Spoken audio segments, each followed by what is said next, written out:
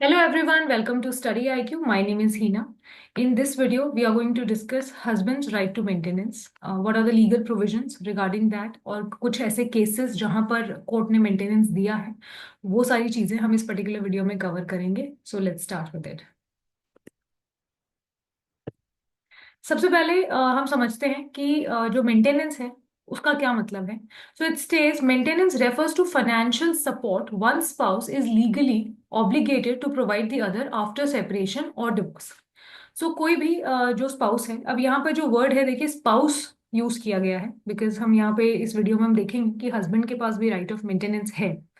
तो जब सेपरेशन होता है या डिवोर्स होता है तो एक जो स्पाउस है वो खुद को जो भी मेंटेन नहीं कर सकता तो वो सामने वाले से यानी दूसरी जो पार्टी है उससे मेंटेनेंस मांग सकता है. उसी को मेंटेनेंस माने कि खुद को सपोर्ट करने के लिए फॉर योर बेसिक नीड्स. क्योंकि फाइनेंशियली आप हमेशा या तो दूसरे स्पाउस पे डिपेंडेंट थे या आप उतने वेल ऑफ नहीं हो, you are not making that much money. So in दो situations you can ask for maintenance from the other party. Objective है टू प्रिवेंट डेस्टिट्यूशन. ऐसा ना हो कि आप आफ्टर सेपरेशन और divorce you are living in very bad situation और that is causing lot of financial distress और mental distress to you. तो ऐसा ना हो इसीलिए ये प्रोविजन रखी गई है. दूसरा, to ensure fairness and equality in spousal relationships. और एक जो स्पाउसल रिलेशनशिप्स है वहां पर एक इक्वालिटी बनी रहे. ऐसा ना हो कि किसी को ऐसा लगे कि ओके मेरा डिवोर्स हुआ है या सेपरेशन हुआ है बट उसके बाद now I have this financial burden also on me. तो ऐसा फीलिंग ना हो और एक इक्वालिटी बनी रहे स्पाउसल रिलेशनशिप्स में, एक बराबरी बनी रहे, इसीलिए ये प्रोविजन है. Historically, maintenance claims were mostly for wives. However, under evolving legal frameworks, husbands can also claim maintenance in certain circumstances. So ये हमें मालूम है कि जनरली अगर हम हिस्टोरिकली देखें तो वाइफ जो होती हैं उन्हीं के पास राइट ऑफ मेंटेनेंस था और बहुत सारे प्रोविजंस में जो लीगल प्रोविजंस हैं वहां पर राइट ऑफ मेंटेनेंस वाइफ के पास है. मगर एक जगह हस्बैंड के पास भी है and that we are going to cover. अब कहाँ कहाँ मेंटेनेंस की प्रोविजन है. एक तो सेक्शन 24 हिंदू मैरिज एक्ट में है जो कि इंटरिम या फिर टेम्पररी मेंटेनेंस के बारे में बात करता है. अब यहाँ पर वर्ड है आइदर स्पाउस. तो इससे ये पता चलता है कि हस्बैंड और वाइफ दोनों हिंदू मैरिज एक्ट सेक्शन 24 के अंदर मेंटेनेंस मांग सकते हैं.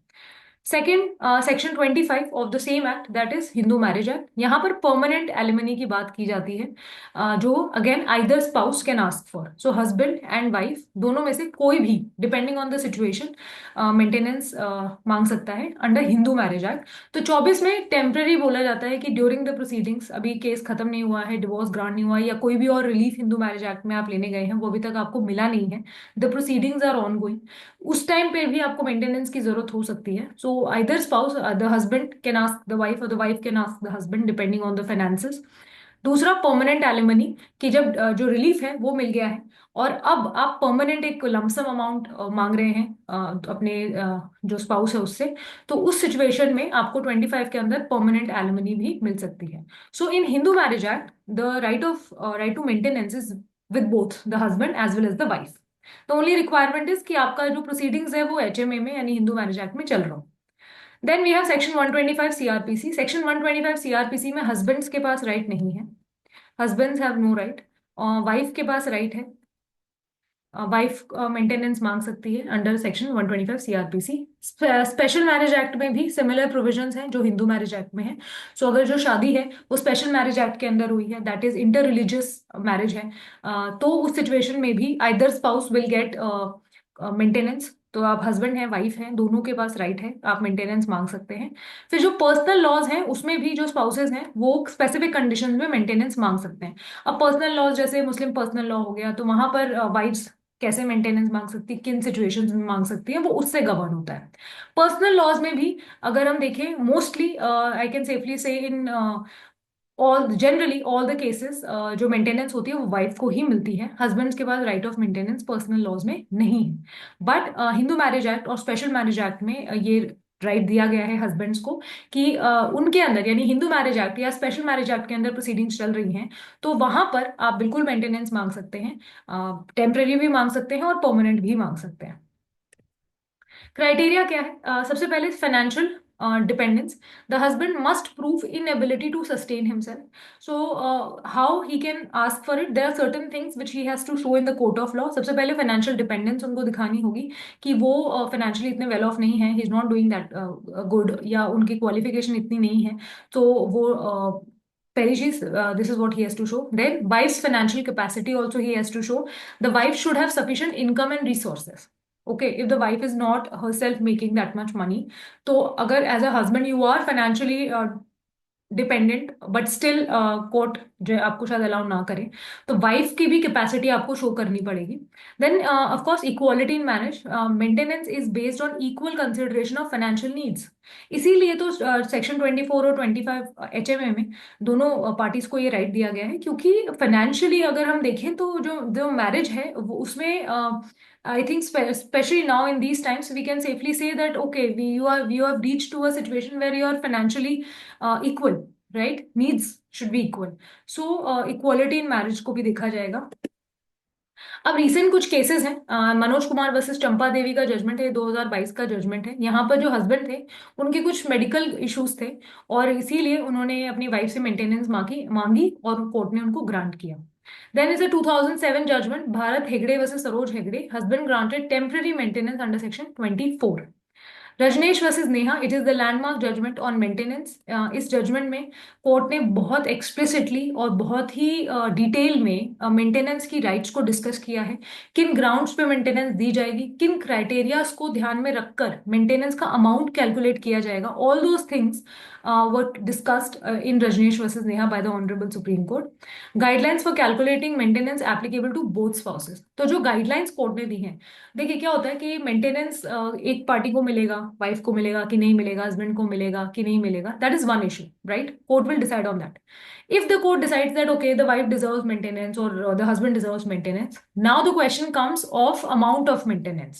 तो अमाउंट ऑफ मेंटेनेंस को लेकर भी किन किन क्राइटेरियाज को देखा जाएगा, कौन सी गाइडलाइंस फॉलो होंगी, ये सारी चीजें रजनेश वर्सेस नेहा में ऑनरेबल सुप्रीम कोर्ट ने डिस्कस की हैं. और कोर्ट ने ये भी बोला कि हस्बैंड के भी अगर आप क्वांटिटी ऑफ मेंटेनेंस डिसाइड कर रहे हैं, तो जो रजनेश वर्सेस नेहा में गाइडलाइंस दी हैं वो इक्वली एप्लीकेबल होंगी. Then Vitesh versus Kriti, disabled husband granted maintenance from his wife's earning because the wife was earning.